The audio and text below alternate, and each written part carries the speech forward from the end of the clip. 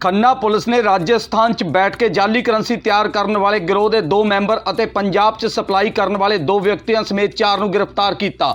ਇਹਨਾਂ ਦੇ ਕਬਜ਼ੇ 'ਚੋਂ 15,05,000 ਰੁਪਏ ਦੀ ਜਾਲੀ ਕਰੰਸੀ ਬਰਾਮਦ ਕੀਤੀ ਗਈ। ਉੱਥੇ ਹੀ ਪੁਲਿਸ ਨੇ ਇਹਨਾਂ ਕੋਲੋਂ ਕਰੰਸੀ ਛਾਪਣ 'ਚ ਵਰਤਿਆ ਜਾ ਰਿਹਾ ਪ੍ਰਿੰਟਰ, ਲੈਪਟਾਪ ਅਤੇ ਕਾਗਜ਼ ਵੀ ਬਰਾਮਦ ਕੀਤੇ।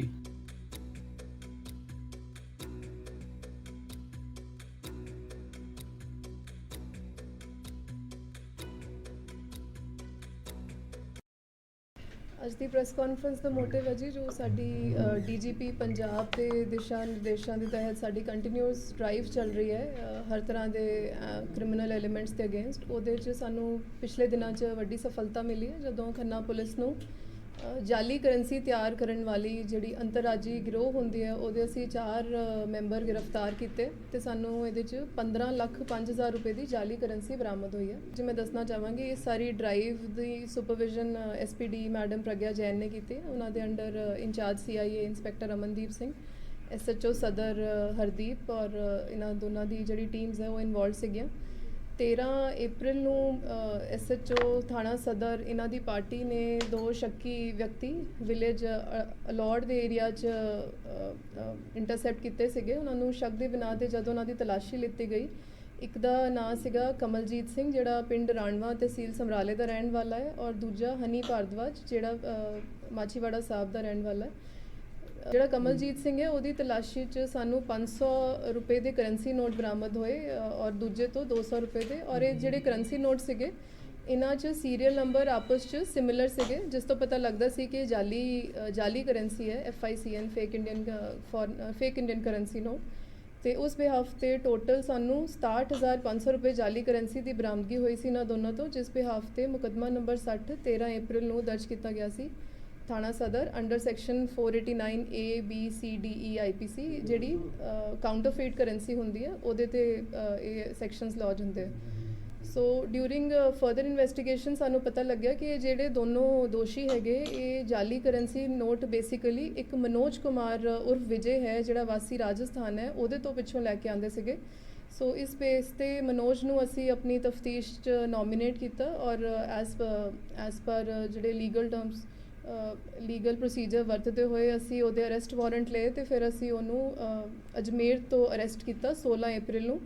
ਔਰ ਉਸ ਦੇ ਨਾਲ ਸਾਨੂੰ ਉਸਦਾ ਸਾਥੀ ਜਿਹਦਾ ਨਾਮ ਮਦਨ ਲਾਲ ਹੈ, ਇਹ 2 ਲੋਕਾਂ ਨੂੰ ਉੱਥੋਂ ਮੁਲਜ਼ਮਾਂ ਨੂੰ ਅਸੀਂ ਫੜ ਕੇ ਲੈ ਕੇ ਆਏ ਰਾਜਸਥਾਨ ਤੋਂ, ਤੇ ਇਹਨਾਂ ਤੋਂ ਸਾਨੂੰ 14,20,000 ਦੀ ਜਾਲੀ ਕਰੰਸੀ ਬਰਾਮਦ ਹੋਈ ਹੈ। ਤੇ ਇਸ ਦੇ ਨਾਲ ਸਾਨੂੰ ਇਹਨਾਂ ਤੋਂ ਇੱਕ ਤਾਂ ਲੈਪਟਾਪ ਮਿਲਿਆ ਜਿਹਦੇ 'ਚ ਇਹ ਕਰੰਸੀ ਪ੍ਰਿਪੇਅਰ ਕਰਦੇ ਸੀਗੇ, ਪ੍ਰਿੰਟਰ ਜਿਹਦੇ ਤੋਂ ਪ੍ਰਿੰਟ ਕਰਦੇ ਸੀ, ਔਰ ਖਾਲੀ ਕਾਗਜ਼ ਵੀ ਮਿਲੇ, ਜਿਹੜੀ ਸਾਰੀ ਮਤਲਬ ਪੈਰਾਫਰਨੈਲੀਆ ਹੁੰਦਾ ਜਿਸ ਦੇ ਨਾਲ ਇਹ ਫੇਕ ਕਰੰਸੀ ਤਿਆਰ ਕਰਦੇ, ਸਾਰਾ ਮਟੀਰੀਅਲ ਸਾਨੂੰ ਉੱਥੋਂ ਅਜਮੇਰ ਤੋਂ ਇਹਨਾਂ ਤੋਂ ਮਿਲਿਆ।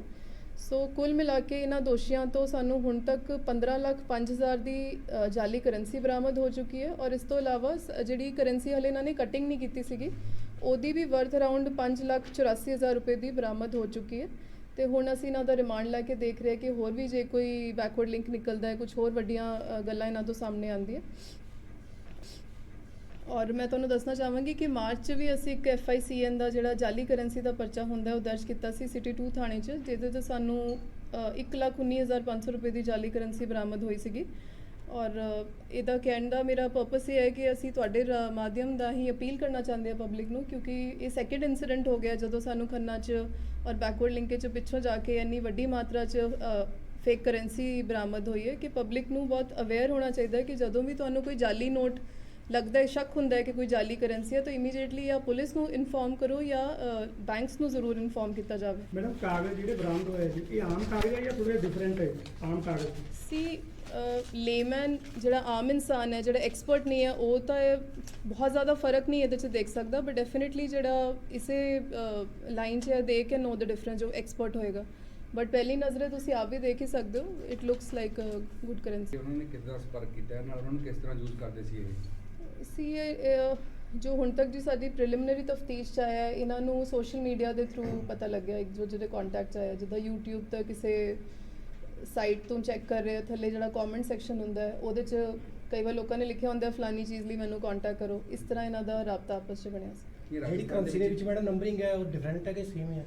ਸੀ ਜਿਹੜੀ ਕਰੰਸੀ ਹੈ, ਜਿਵੇਂ 500 ਦੇ ਨੋਟ ਹੈ, 200 ਦੇ ਹੈ, ਕੁਝ ਜਿਹੜੀ ਸਾਡੀ ਸੀਰੀਅਲ ਨੰਬਰ ਹੁੰਦੀ ਹੈ, ਕੁਝ ਦੀ ਇੱਕ ਨੋਟ 'ਚ ਵੀ ਹੈ ਤੇ ਇੱਕ ਹੋਰ ਨੋਟ 'ਚ ਵੀ ਹੈ, ਇੱਕ ਨੋਟ ਦਾ ਦੂਜੇ 'ਚ ਨਹੀਂ ਹੋ ਸਕਦਾ, ਸੋ ਉਹ ਵੀ ਇੱਕ ਇੰਡੀਕੇਸ਼ਨ ਹੈ ਕਿ ਜਾਲੀ ਕਰੰਸੀ ਹੈ, ਔਰ ਇਸੇ ਤਰ੍ਹਾਂ ਬਾਕੀਆਂ 'ਚ ਵੀ ਹੈਗਾ। ਮੈਡਮ ਪ੍ਰੋਫੈਸ਼ਨਲ ਨੇ ਬੰਦੇ ਜੀ ਦੇਖ ਮਤਲਬ ਪੁਰਾਣੇ ਪਹਿਲਾਂ ਖਿਡਾਰੀ ਵੀ ਇਸ ਤਰ੍ਹਾਂ ਦੀ ਨੇ ਹਰਕਤ ਕੀਤੀ ਹੋਈ। ਸੀ ਜਿਹੜਾ ਇਹਦੇ 'ਚ ਮੈਂ ਥੋੜੀ ਹੋਰ ਡਿਟੇਲ ਦੱਸ ਦਿੰਦੀ ਹਾਂ। ਜਿਹੜੇ ਦੋਸ਼ੀ ਹੈਗੇ ਰਾਜਸਥਾਨ ਵਾਲੇ ਮਨੋਜ ਕੁਮਾਰ, ਇਹਦੇ ਤੇ ਪਹਿਲਾਂ ਵੀ 5 ਮੁਕੱਦਮੇ ਦਰਜ ਹੈ, ਜਿਨ੍ਹਾਂ 'ਚੋਂ ਇੱਕ ਮੁਕੱਦਮਾ ਇਹਦੇ ਤੇ ਜਾਲੀ ਕਰੰਸੀ ਦਾ ਹੀ ਸੀਗਾ। ਸੋ ਇਹਦਾ ਇਸ ਲਾਈਨ 'ਚ ਐਕਸਪੀਰੀਅੰਸ ਹੈਗਾ। ਹਾਂਜੀ, ਜਿਹੜਾ ਮੇਨ ਇਹਦਾ 'ਚ ਹੁਣ ਤੱਕ ਸਾਨੂੰ ਪਤਾ ਲੱਗਿਆ ਮਨੋਜ ਕੁਮਾਰ ਹੈ, ਇਹਦਾ ਹੀ ਸਾਰਾ ਪਲਾਨ ਸੀਗਾ, ਇਹ ਕਿੱਥੋਂ ਸਿੱਖਦਾ ਸੀ, ਤੇ ਡਿਊਰਿੰਗ ਤਫਤੀਸ਼ ਸਾਨੂੰ ਉਮੀਦ ਹੈ ਕਿ ਇਹਦੇ 'ਚ ਕੁਝ ਹੋਰ ਵੀ ਪਲੇਅਰ ਸਾਹਮਣੇ ਆ ਸਕਦੇ। ਮਾਰਕੀਟ ਦੇ ਵਿੱਚ ਮੈਡਮ ਕਿੰਨੀ ਕੁ ਕਰੰਸੀ ਹੈ ਨਿਕਲ ਚੁੱਕੀ ਹੈ? ਇਹ ਤਾਂ ਜੀ ਹਾਲੇ ਟੂ अर्ਲੀ ਟੂ ਅਸੈਸ ਹੈ, ਅਭੀ ਹਲੇ ਨਹੀਂ ਮੈਂ ਦੱਸ ਇਸ ਤਰ੍ਹਾਂ ਦੀ ਗੱਲ ਵੀ ਮਾਰਕੀਟ 'ਚ ਅਸੀਂ ਇੰਨੇ ਕਰੋੜ ਚਲਾ ਚੁੱਕੇ। ਨਹੀਂ ਜੀ, ਹਲੇ ਕਲੀਅਰ ਨਹੀਂ ਦੱਸਿਆ। ਇਹਨਾਂ ਦਾ ਨੈਟਵਰਕ ਕਿੱਥੇ ਤੱਕ ਸੀਗਾ, ਕੋਈ ਗੱਲਬਾਤ ਆਈ ਹੈ ਸਾਹਮਣੇ ਜੀ? ਫਿਲਹਾਲ ਤਾਂ ਜੀ ਇਹਨਾਂ ਦਾ ਨੈਟਵਰਕ ਪੰਜਾਬ ਔਰ ਰਾਜਸਥਾਨ ਦਾ ਤਾਂ ਸਾਹਮਣੇ ਆ ਹੀ ਗਿਆ ਹੈ। ਜੇ ਹੋਰ ਸਾਨੂੰ ਕੁਝ ਪਤਾ ਲੱਗਦਾ ਹੈ ਡਿਊਰਿੰਗ ਇਨਵੈਸਟੀਗੇਸ਼ਨ ਤੁਹਾਨੂੰ ਦੱਸਾਂਗੇ। ਕਿੰਨੀ ਕੇਸ ਹੈ? ਹੋਰ ਕਿੰਨੇ ਪਰਸਨ ਨੇ ਜਿਹੜੇ ਇਹ 'ਚ ਲੜੀਂਦੇ ਨੇ ਜਾਣਗੇ? ਇੱਕ ਦੋ ਹੈ ਜੀ ਸਾਡੇ ਰਡਾਰ 'ਚ, not in Punjab but out of state ਤਾਂ ਅਸੀਂ ਦੇਖ ਰਹੇ ਹਾਂ।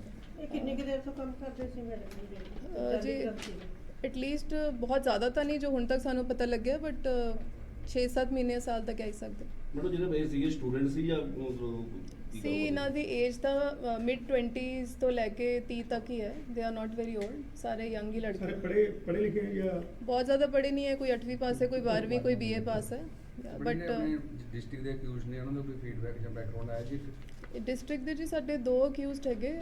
ਉਹਨਾਂ ਦਾ ਇਸ ਤਰ੍ਹਾਂ ਦਾ ਬੈਕਗ੍ਰਾਉਂਡ ਤਾਂ ਨਹੀਂ ਹੈ। ਇਹ ਮਨੋਜ ਹੀ ਹੈ ਜਿਹੜਾ ਅਜਮੇਰ ਦਾ, ਇਹਦਾ ਫੋਰਨ ਕਰੰਸੀ ਮੇਨ ਉਹੀ ਹੈ ਜੀ। ਹਾਂਜੀ।